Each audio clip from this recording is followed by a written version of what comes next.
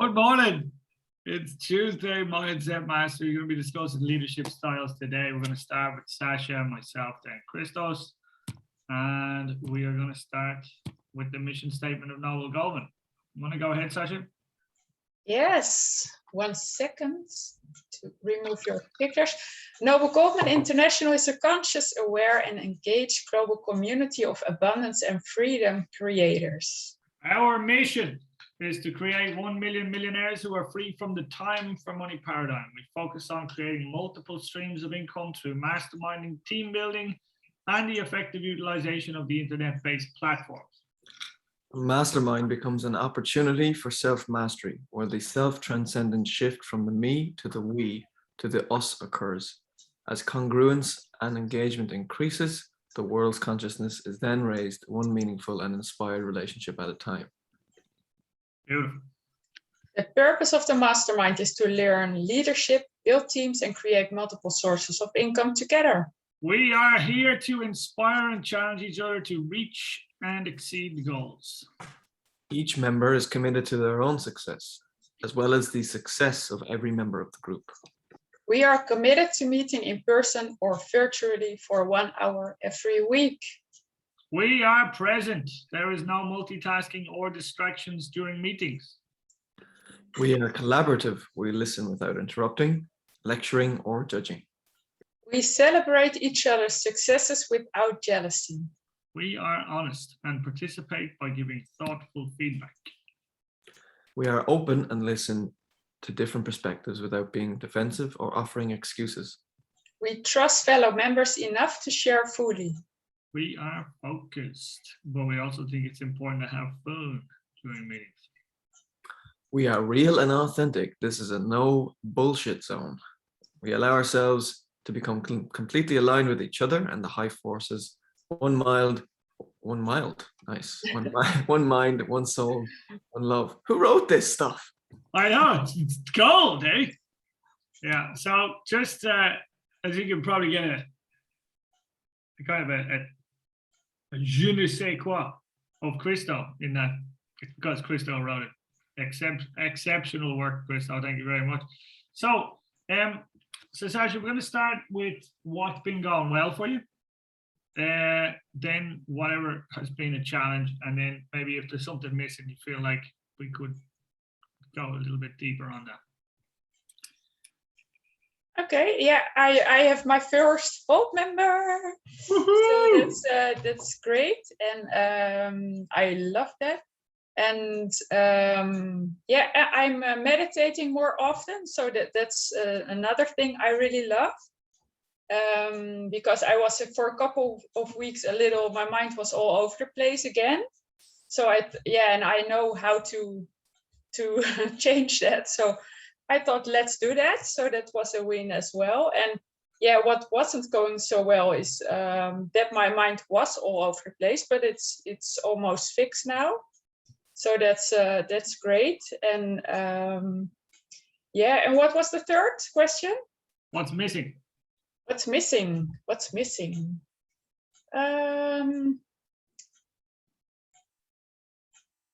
I don't really feel like there's anything missing at the moment. So yeah, I did Russ's course as well. It was great. So I made a plan for that too. So that was helping. Yeah, cool. Lovely. All right. So with me then, what's been going well? I have a new member. I'm quite excited about it, and it was from just a post I did on my Facebook page. I can't remember what it was about exactly. Oh, I put up my my mission statement, and then somebody said, "Oh, you're an inspiration to me." And I was thinking, I haven't heard from this individual in 2 years, so I can't imagine how that's possible. So I reached out to him and I said, "Oh, well, that's interesting. I didn't realize he was still seeing my posts, yada yada." And I had a call with him, and he's really excited about what we're doing, and I wanted to join the community and asked me to join. Right, so it's always a good sign. The other thing is I went on a call last night with a guy called Shane Morand, who launched the company Organo Gold 2008 and brought it to $1 billion in sales in 5 years. So He's a very talented individual. And I just also found out that he's the biggest contributor to the Napoleon Hill Foundation after George Clement Stone, which is really interesting. He read the book Think and Grow Rich in 1982 or something. Blew his mind at 19, and he rang them up and told them, I'm going to donate more money to you than anyone else alive. And they go, you do realize George Clement Stone is the biggest contributor? It's like, oh, okay. Who was his mentor? So it was it's pretty funny, but he has done since then incredible things. And so he had a call last night about gold. Well, it's called gold. It's not actually specifically about gold. And it was really good. So it was nice to see a masterclass that ran for 30 minutes only. Simple, it was engaging, it was hilarious. And we have a task to do, which is to buy an ounce of silver and write down how much it costs. And we all come back with the different costings at different places, you know, premiums, tax and shipping and that. So that was interesting. I also got a lot of my time back recently. We restructured myself and Mark the way we do our conversations every week. So we now only have 1 hour and so on, which gives me back 4 hours, which is great.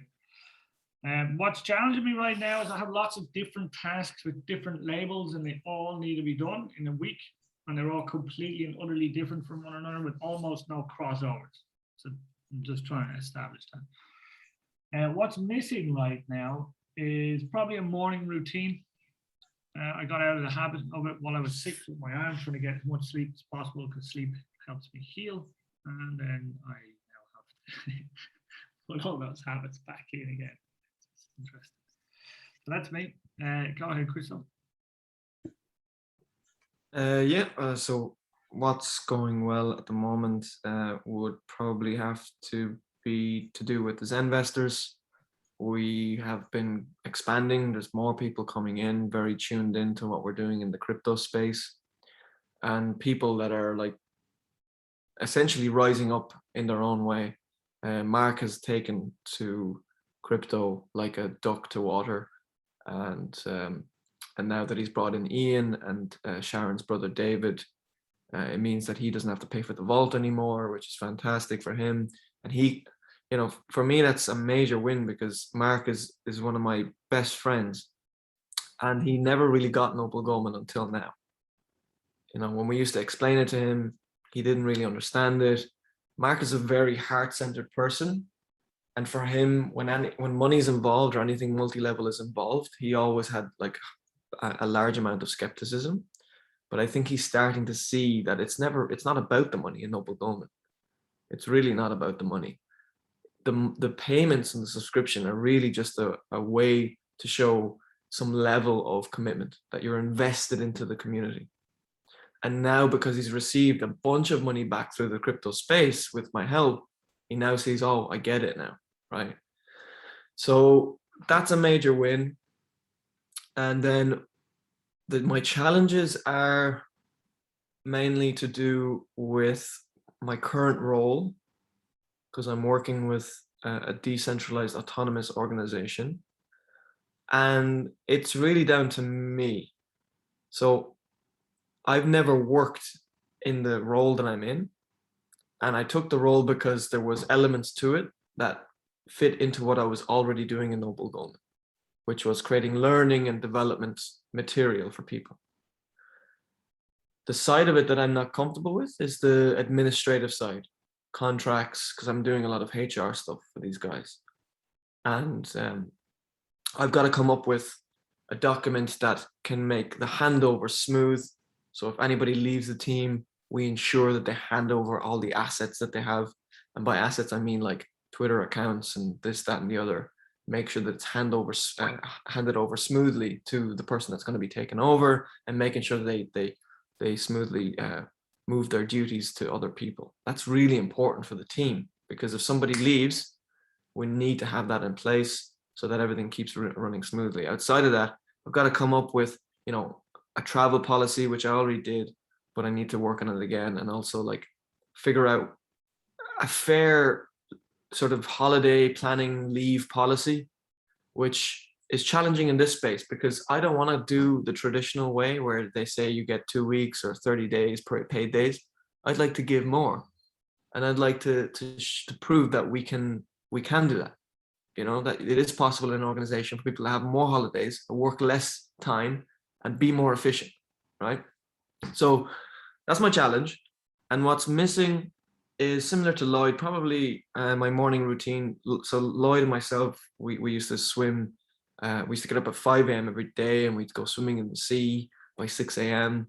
on a Tuesday and a Friday. That's kind of gone missing, and I think that's just because I don't have a car at the moment. If I had a car, I don't like relying on other people. That's one thing I never like.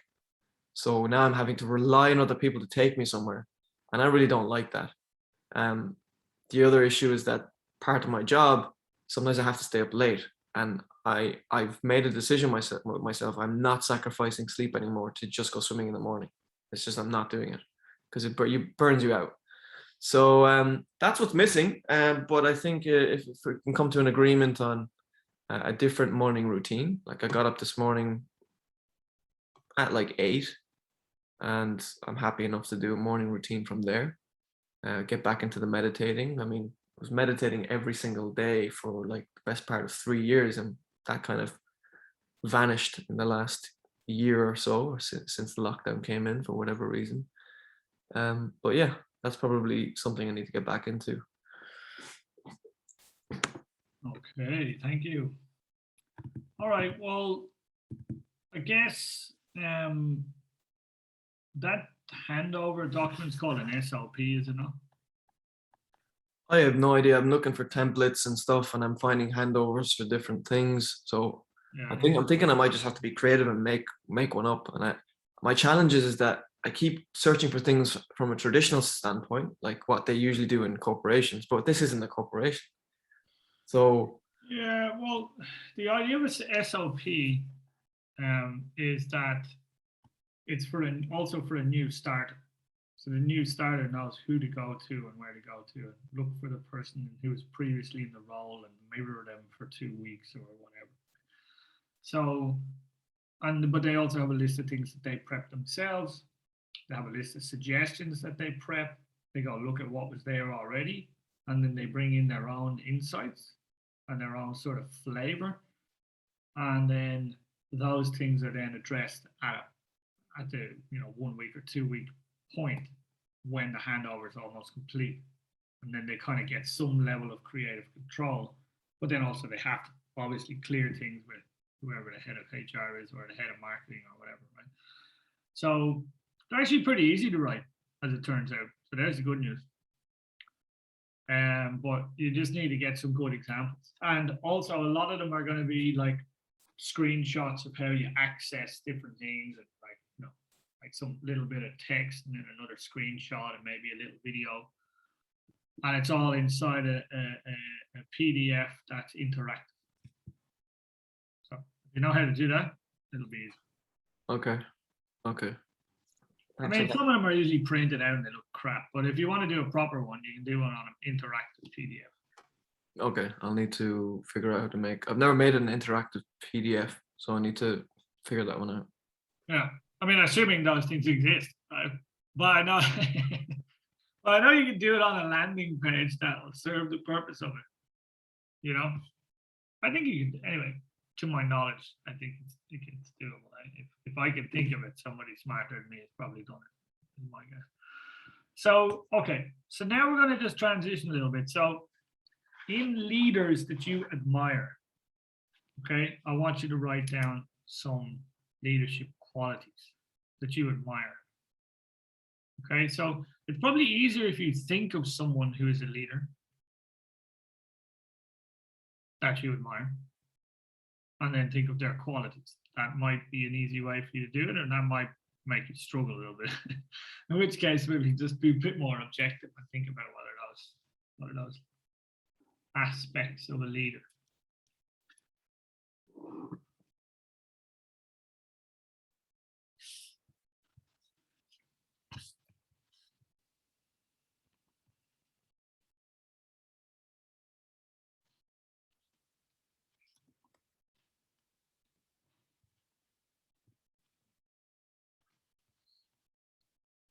This might come to you pretty easily, or it might be a little bit difficult. So when you have, let's say, 3 written down, maybe you can raise your hand.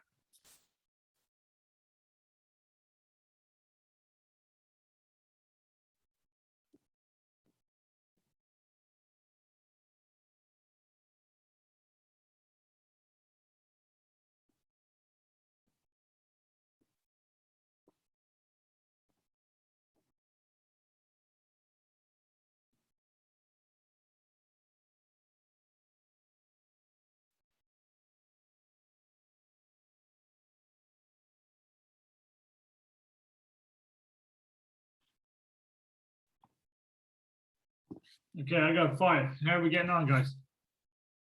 Anyone got 3? Yep. Where are you? Okay. Sasha, you're going to be going first. So go ahead. I have consistency in behavior. Mhm. So that's an attitude thing. Sensitive, Okay. self-secure, Mhm. loyal, Okay. and determined. Okay. And do you think that you have all of those qualities? No, not in the amount I admire in Okay. people. And which ones of them do you admire that you don't feel that you have?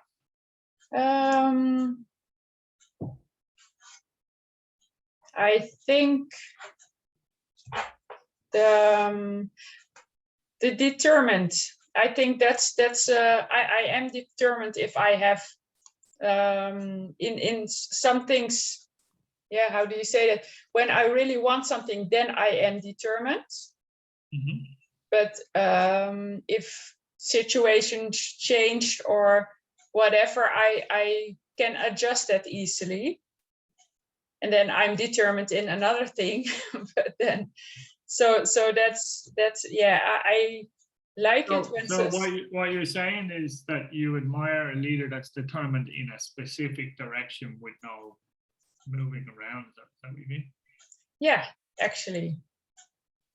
Yeah, if you have, for example, I had 3 companies, for example, and after a year or something, I thought, oh yeah, I now I like something else, and then I think, okay, I'll go do something else, and then I admire it. I don't have it till now, but I admire it when someone can work for 10 years to something and then just go. So does that mean consistency? Yeah, that was the first one. Yeah, that was the consistency. Yeah, in behavior, but yeah, that it might be the same. Yes. So it's. And how much control do you have over that? I think every control. Yeah, except for things that happen. For example, if you work online and the internet shuts down, then you don't have control, for example. But normally you have all the control and the possibility to just do it or something. Okay. But more specifically with you, because obviously there are lots of objective, abstract reasons why things might change. But with you personally, what do you think could foster more consistency in your behavior towards one thing? Like, what would you think that thing, like, how would you do that? I think I should have more clear even what my goal is, for example, because I like a lot of things. And I think I would have to find one thing I can do forever, for example, for 10 years or. And yeah, okay. And do you have a goal that's written down? Yes. And do you read it often? Yes. Do you want to read it now? Yes, of course. A little. I'm so happy and grateful now that I'm a perfectly strong and healthy arahant. I earn 480,000 euro per year from 2022 on. And from December 2021, 12,000 euros per month already. And then there's a very personal goal. I'm not gonna read. But this is All the right, business. that's all right. No pressure, no pressure. Okay, so you're already fit and healthy. At least certainly look like you are. So I'm going to assume you are. Yes. On the personal one, I have no idea whether that's currently a reality. That's also none of my business. But the bit in the middle, there are so many ways that we can make money. Now, sometimes it's important to be specific. Yes. At least that's my view. Now, appreciate that. There are people who differ in their viewpoint on this, but for me, I think it's important that there's a thing that you love to do that can bring you to that result. So, for example, here, Christo. Okay, Christo likes the idea of making moolah. I'm not so sure that he's particularly excited about having it, but I think he likes making it. I think that's kind of there's a fun in the activity and the sort of the unfolding of something from nothing to something, right? But if you asked him to make money doing something other than crypto, I think you get it quite an interesting answer. So because he's so passionate about crypto, do you know what I mean? So I think the thing that we are determined to or committed to is very important, and it has to be something that we love to do. But if we start something because we like it and we have an idea or a vision of it, and then we start it, and in the beginning we're all completely shit at it because everybody is when you start something new. If we don't consistently commit to it for long enough for it to become unconscious competency, right, then we're going to struggle to have fun with it, I think. And this is just my opinion, right? So just keep that in mind. So if the 4 stages of learning are unconscious incompetency, meaning I don't know that I don't know, but I'm definitely not good at it. But I don't know why I'm not good at it. Probably blaming something else, right? Then I'm consciously incompetent. I go, I'm really bad at this, you know? And then the next one is like I'm consciously competent. So like I can do this now, but then I'm unconsciously competent, I can do it without even thinking.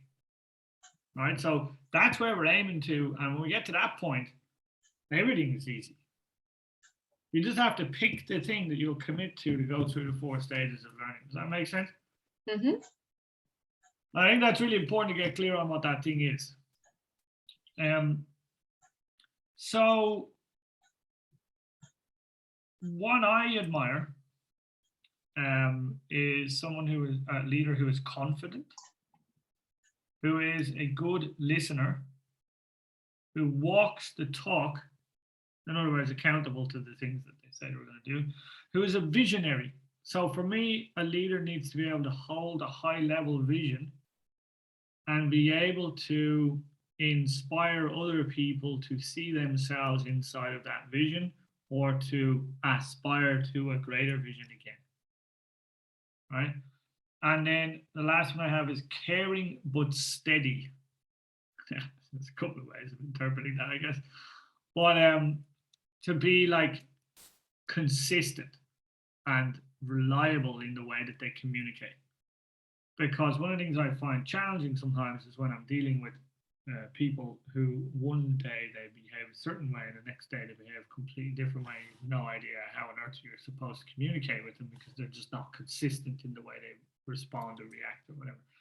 And it makes life really challenging because you can't be consistent in the way that you approach things. You know what I mean? So I think that's really important. Which of those do I think I have? Most of them. Good listener could probably be better by consciously. So it's conscious competence, if anything. It's definitely not unconscious competence. I'm consciously deciding to listen to people because I understand that's valuable. And most of the time I'm holding a high level vision, but I've found in the last year and a half that it's got a bit crowded in by world events, which I've recently resolved in my mind, so which is good. And then I'm caring, but then I don't know about caring and steady, because sometimes I'm very direct, even though I'm trying my best to be a good listener and caring and everything. But I'm doing what I can, right? So we'll figure out in a minute what leadership style we are currently. There's definitely room for improvement, though, with me anyway, that's for sure. Okay, so Christos. Thanks for sharing, guys. Yeah, I've written down a few here. The first one is unconditional bravery. The second one is martyrdom, or AKA unconditional love and loyalty. The third one is selflessness. The fourth one is communication mastery, or confidence in communication. The fifth one is consistency. Then it would be an undying drive or passion that never stops. That's something I struggle with. I don't have an undying drive. It dies out and it comes back, and it's like a flickering flame. Focus on one. Cool. Focus on one thing is something I've always struggled with, because I've always had multiple different interests, and it's something that I'm kind of yearning for at this point in my life, because there's just too many things going on, and it's affecting the undying drive. Then leading from behind, so humility. I always preferred leaders that led from behind, almost the leaders that you never heard of, maybe, or the one that seemed like was not the leader, but I always saw them as the leader, kind of thing. Kind of like when you think of the Tao, or the Tao way of leadership, is what I mean by that. And then accountability. Can you give us an example of somebody who leads from behind?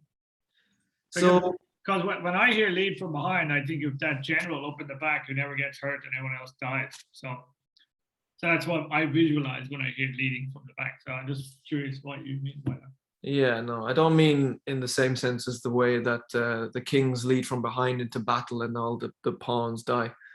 What I mean by leading from behind is sometimes there is a mind behind what is communicated by the one that communicates to everybody, and that mind goes unnoticed, because the mind doesn't really want to be noticed anyway. And so I like that kind of leadership where you're leading, but you don't need to show that you're the leader, because some leaders will want to show that they're the leader as if to prove something. And other leaders just actually want to be effective, and they don't need to show that they're a leader. Yeah. So that's it. And I guess where I'm lacking is, like I said, that undying drive. The drive is not always there. And do you mean that the pursuit of things interferes with the being of beingness? Well, yeah, definitely. Like the pursuit of things also affects selflessness.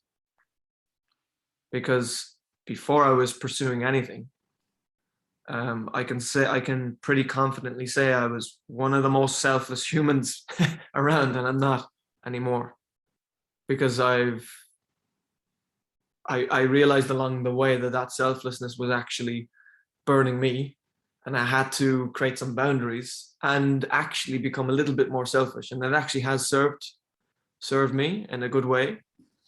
But I still think that if you have the means and you don't need to worry about certain things, then selflessness is key in leadership, because it means you listen to people and you won't be always thinking about what you have to say. That's very important for me. When it comes to, I definitely I've got the unconditional love.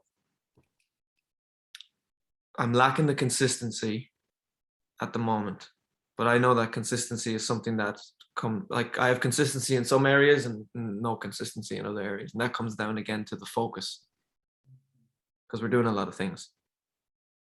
And then when it comes to leading from behind, in some cases I'm doing it, in other cases I'm not doing it. So it's a mixed bag. There's a lot of noise at the moment. Okay, and would I be right in saying that you moved from a level 4 to a level 5 energy? So maybe I can recap, Sasha. I'm not sure how much you know about this, but level 1 is a heart energy, but it's a low energy of everyone else wins, I lose, I'm the victim. Level 2 energy is, in order for me to win, you must lose, and it's a head energy or a mind energy, and it's conflict and anger and that type of stuff. Level 3 is taking responsibility and forgiving and cooperating, but only on the level of it's okay if you win, but it's not important as long as I win. Right? Level 4 is I don't care whether I win or not, because that's not what I'm here for. I'm holding a higher vision, and it's not based on my own personal success, based on the world becoming a better place. And then level 5 is I love myself enough to only accept win-win relationships from this point forward. Now, we'd always use level 6 and level 7, but this is just the part that I was talking about. So my understanding of this is that we can get compassion fatigue at level 4. We become fatigued. It's just constantly giving doesn't leave a lot for ourselves. And then at this level 5, which is where we're endeavoring to create relationships in Noble Goldman with 5 and above, 4 is a heart energy, 5 is a mind and heart energy. And then this is heart and this is mind again. So would I be right in saying that you were at level 4 service mindset beforehand? I would say when I met you, I was up there at the 7. Okay. 100%, because I'm nowhere near as creative as I was. When I was at that point, when I first met you, I was full heart energy. So many It makes it sound like it's somehow something to do with me, but anyway. No, it's not necessarily to do with you. It's just decisions that were made for a reason. But I've dropped down. I've easily dropped down in the last 2 years, up and down between 7 down to 2. Definitely the current situation with all the lockdowns and all the stuff that's going on dropped me into anger and defiance and conflict 100%. And then, certain things bring you back up. So yeah, I'd say I'm around compassion at the moment.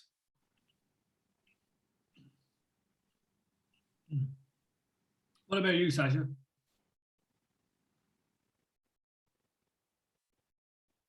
Yeah, I think I'm a lot in number 4. And yeah, I think I should set some more boundaries. What Christo said, that you're just living to help others and stuff, but that you sometimes have to be more in your mind too, that you say, okay, this is not very helpful for myself. So that's definitely a process. And yeah, I recognize the things with the COVID and stuff. I'm not angry about it or something. I just accept it the way it is. But I noticed a lot of anger around me. So I get sent a lot of videos and information about it. So that sometimes makes me, what's the English word? Not calm. It's a little agitated. Yeah, but that's more like a little angry or something. That it's not anxious. Yeah, I would say anxious. Anxious is probably the word. Yeah, but that's a little scared more. But maybe anxious. Yes, it's more like in this country, in 2 weeks probably you cannot get very far anymore without being vaccinated. And I loved your message on your Facebook, in which you said, yeah, you can do a lot of other things. I'm not attached to that, so I can see that too. But yeah, I know a lot of people who are affected by it. They are, and I feel sorry for them. So in that way, yeah, it does affect me. But I notice too, when I get back to my routines, that's so helpful. If I meditate every day and do energy practice and yeah, do gratitude and stuff, I feel like I'm centered again then for that day at least. Yeah. And then yeah, that's helpful to other people too. When you are stable and yeah, in compassion, in just in a loving energy, yeah, you can help the other people better too. Yeah, I would agree with that. And for me, when it comes to business, noble goal and like pursuing my goals and that type of stuff, I'm mostly in 3, 4, and 5. I do have moments where I'm in 6 and 7, but not all that much recently, although I'm restructuring my space here. So I'm hoping that I can find more joy and passion in a space that's set up with that sort of environment, painting and decorating, things like that. But what I find when people, just to take that example, send me videos, which I would rather not watch, actually, quite honestly.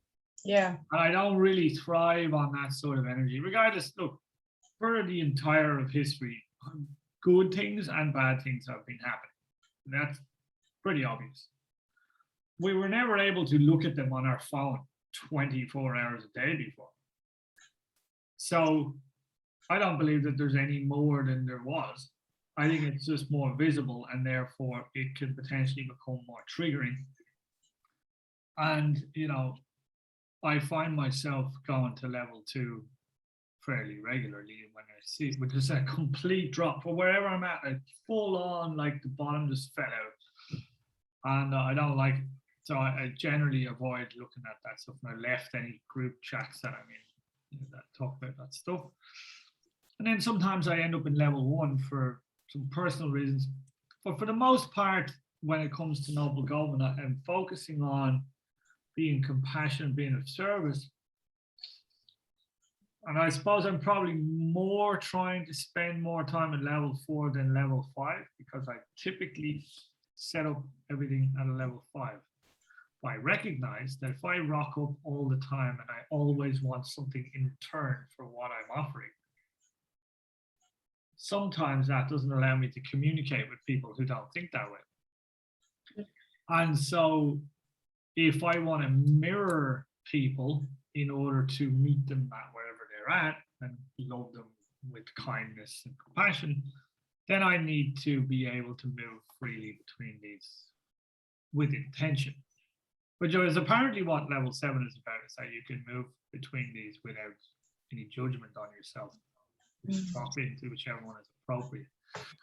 Well, I definitely don't think I'm quite there yet. That's for sure. Anyway, that being said, I'm going to stop sharing for a second. I just want to bring up. This is hilarious. This is so. This makes it so funny, not serious. Yeah, well, that's okay. Well, let's see if we go over here. Where do you get those things? I tried to find them, but I couldn't. Okay, here we go.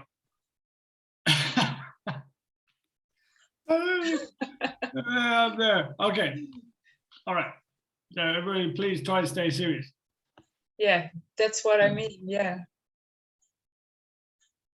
Okay. Anyway, that being said, we are going to move across to this other thing here. Do I want to use that one? No, I'm not going to use that one.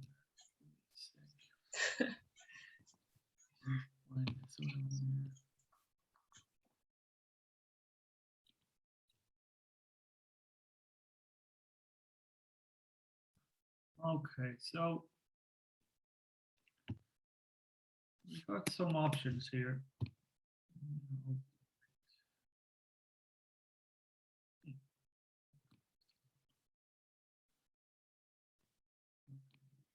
Okay, so if I share the screen here, guys.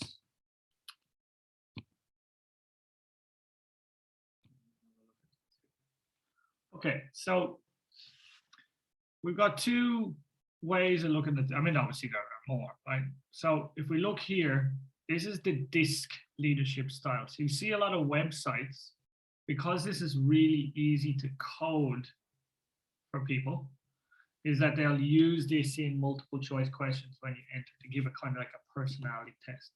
So the C level individual or C style is prefers to lead from a distance, authority based on rules and standards, emphasizes rules and quality focus, things leader, interested in facts, details, and analysis. So if we just try and think about Noble Goldman for a second, what way do we want to lead Noble Goldman? Right? Because obviously it's an entire community, right? So we can't just be coming from one of these sections. And there may be one that's best suited for Noble Goldman. So maybe this is where we could brainstorm a little bit on what we think, if any of these fit it or not.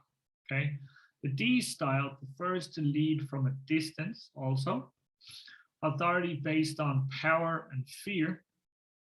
Thrives in crisis situations and change. Things leader looks for results, the big picture, may see people as any other resource. Okay, so you can hear bits and pieces of what the way the world is right now in that red section. I can anyway. Now, S style, authority based on experience, expertise, and bureaucratic status. Comfortable in maintaining routines, stable and service-orientated, small teams leader, participative approach to leadership. And then I, authority based on charisma, motivation, and good atmosphere, comfortable creating good atmosphere with new and dynamic situations. People leader, wants and needs a lot of contact with people. Now, you might not see, does anyone not see themselves in any of those? Go ahead, Sasha. What are your thoughts? Yeah, I think there's a thing you see in everyone of them. Not like I like the green one, the S style. I think it's the most Noble Goldman. With at least what they advise you to do, like a small team of 10 people and things. But like that, yeah, I see something in every part of them. The less in red, the D style. Yeah. What about you, Crystal? I think I'm a mix of the C style and the S style, but sometimes I can be I style. But I think mainly what stands out for me from the C and the S is prefers to lead from a distance and authority based on rules and standards, interested in facts, details, and analyses. That's definitely me. And then when it comes to the S style, I think what I resonate here is comfortable maintaining routine, stable and service oriented, and small teams leader. I like this idea because there comes a point where when things get too big and there's too many people, I can't deal with it. And I think I'm better in smaller teams. But then at the same time, I know that, you know, when I'm up there in the 7, I'm very I style. Yeah. You know? Yeah, because there's no lack and there's no what do you call it? Friction or frustration or pushing, right? Yeah, because obviously me and Chris don't know each other a long time, Sasha, so I can tell, I can tell what level he's at by the way he responds to a message, even if it's like 5 words. It's quite fascinating. I always have a good laugh to myself. I write down the number every time, by the way, Christoph, for my own entertainment. But so maybe this way of looking at it doesn't fulfill on what we're looking for in terms of understanding our leadership style. So let's take a look at the other one. Okay, so we've got the coach, which is the motivational individual. Okay, the one who wants to motivate people all the time. That's their leadership style. Okay, the second one is a visionary, so they're progress focused and they're inspirational. There's a difference between motivating someone and inspiring somebody. So motivating someone is usually very high energy. inspiration is about getting into the emotion of it.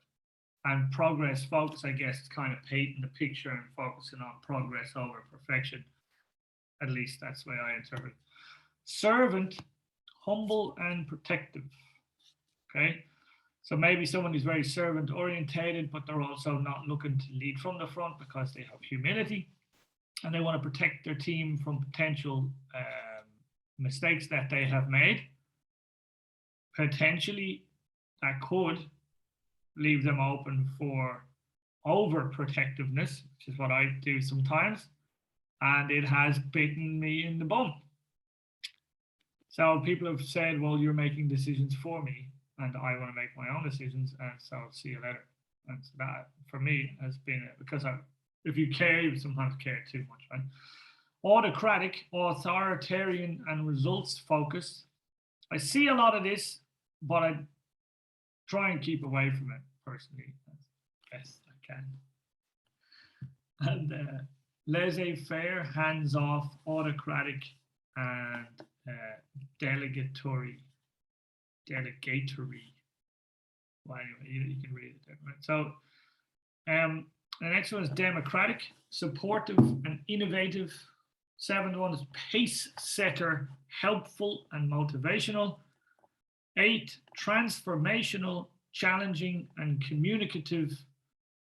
Number 9 is transactional or performance-based. And number 10 is bureaucratic, hierarchical, and duty-focused. So you're going to ask 2 questions. Number 1, which one do you think you are? Or a combination of them. And then secondly, what do you think Noble Goldman is? And a combination of them. Now, this is Noble Goldman in your mind. The reason why you joined it, not how it is now necessarily, or how, but the way you want it to be. I think that could be a useful exercise. So, Sasha, you want to go first? Sure. I'm not really sure in this. I think more the number 3, the servant. You can be more. You can have more than one. Yeah. I try to be the motivational. I try to motivate people, but I'm growing into that. Okay.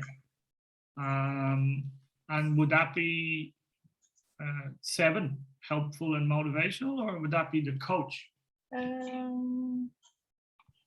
I think more 7. Okay, because the coach is the one coaching someone how to do it. The pace setter is the one setting the pace and motivating others to follow. Yeah, I think 7 more then, but maybe a little 1, 2. I will think about it some more. I'll send these into the group anyway. Oh, great. Yeah. Okay. And then what about Noble Goldman? I think servants is important in Noble Goldman, that you serve people. Mm-hmm. And that you, I think what Christo said too, like leading by example, that you, just become the best version of yourself and motivate people by that to become the best versions of themselves too, that you show them the way in that case. Or, I think that differs. Some people need more real help, like coaching, for example. And I think you do that. You do whatever is needed, and you connect them with other people. If you think someone needs to be coached and I'm not good at that, for example, then I'll point them to you, for example. Then I think that's what Noble Goldman is about, to help people the most and work together to do that as good as possible.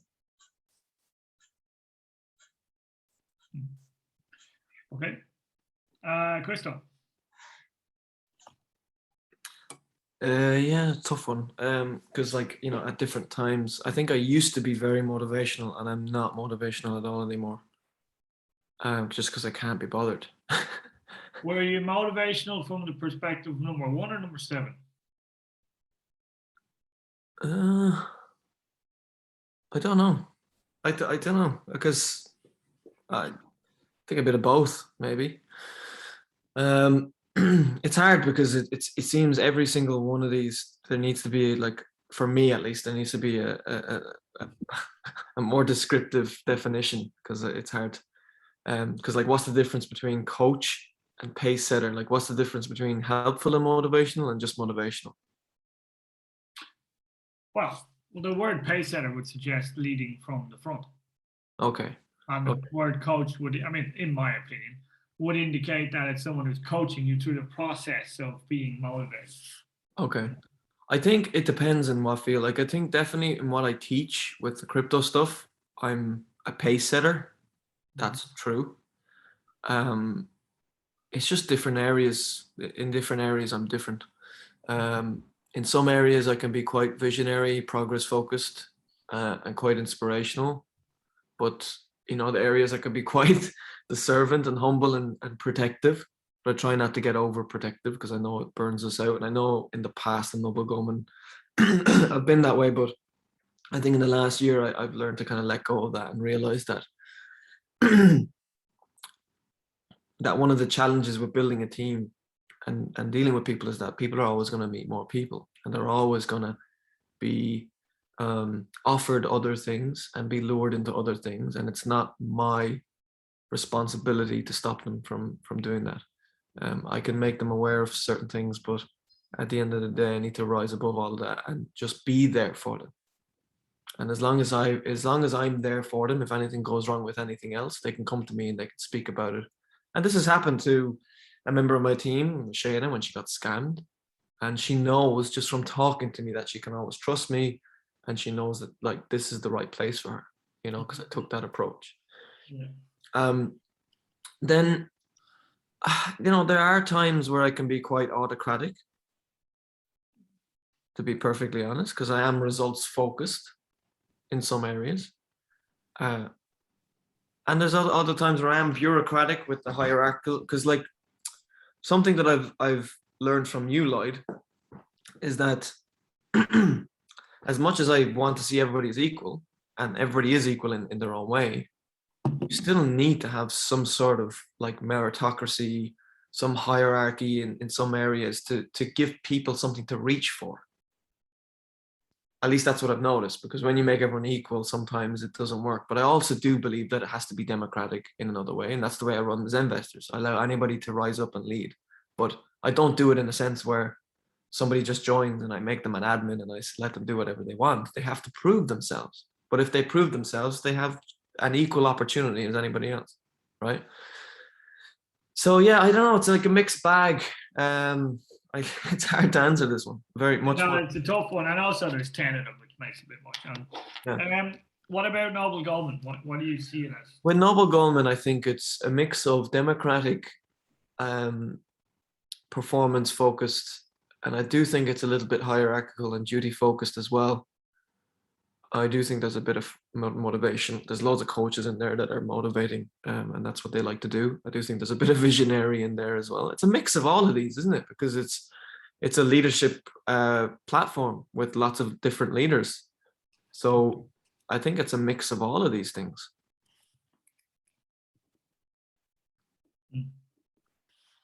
Yeah, that's cool. Well, for me,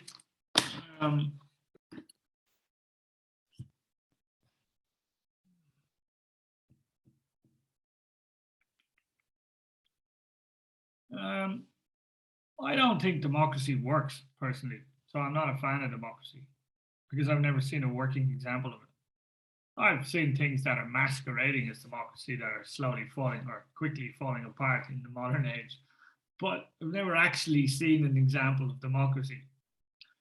And so myself personally, and this is where Christo picked it up from, I'm guessing, I prefer meritocracy.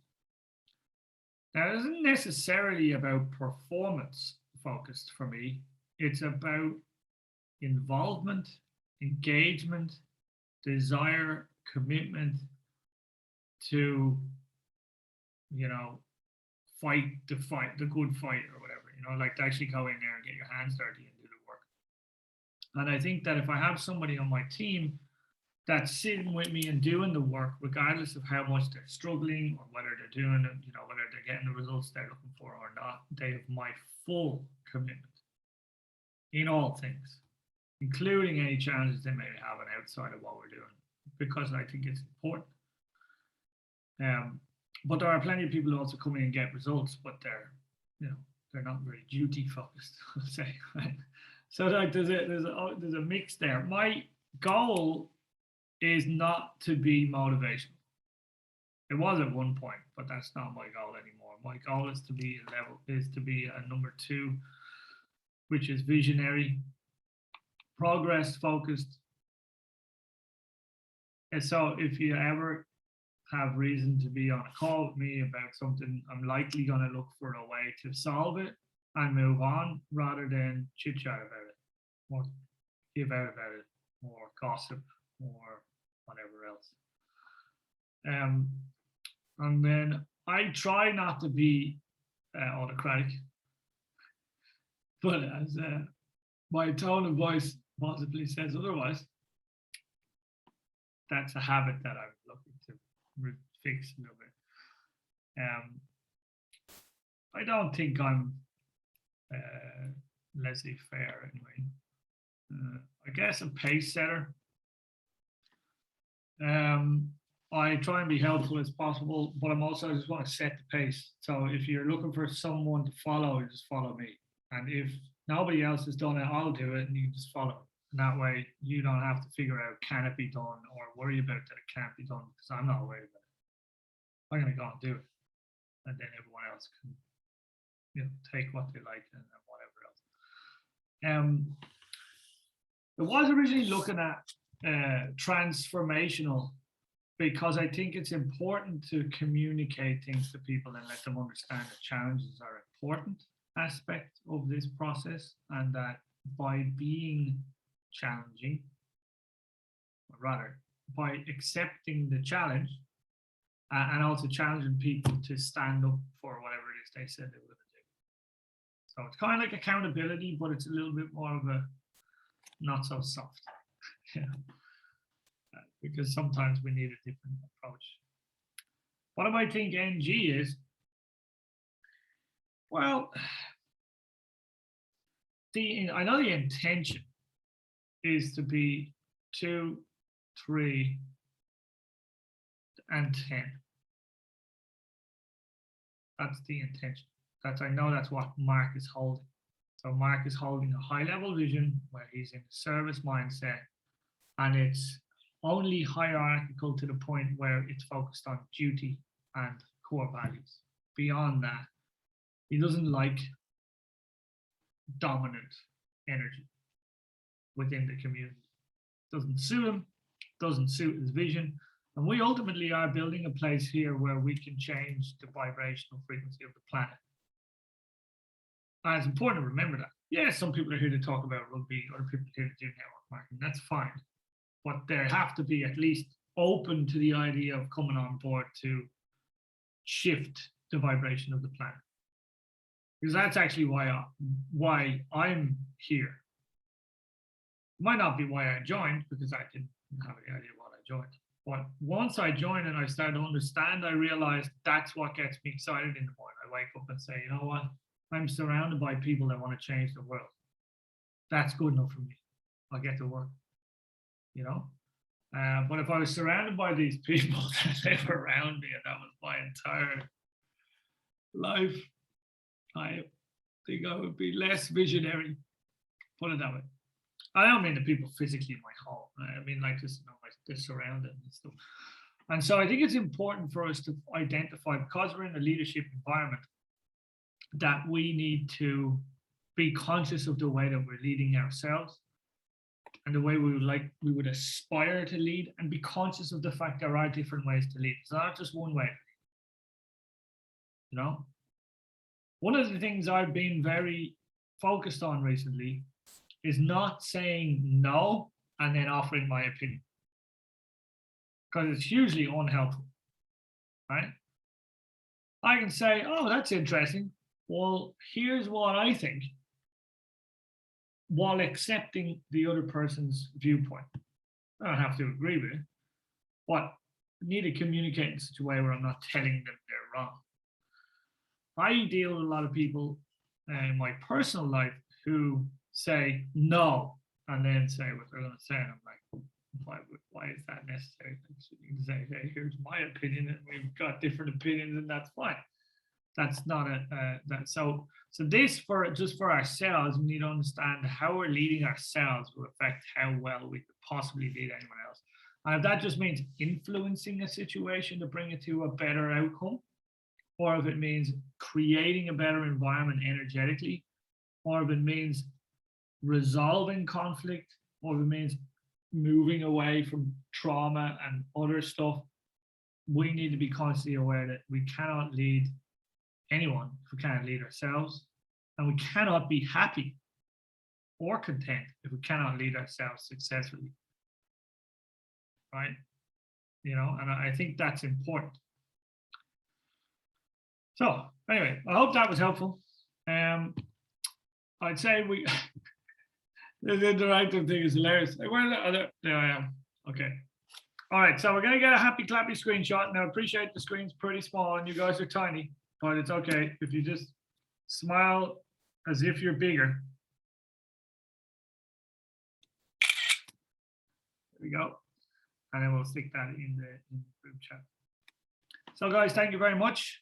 I'll see you all soon. Please do put your takeaways, your aha moments, anything that you've written down that you thought was really interesting, special, relevant, and that could be important for the people that were not on the call.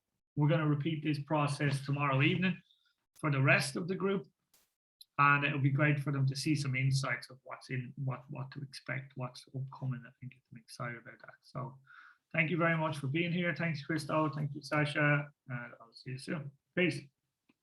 Bye.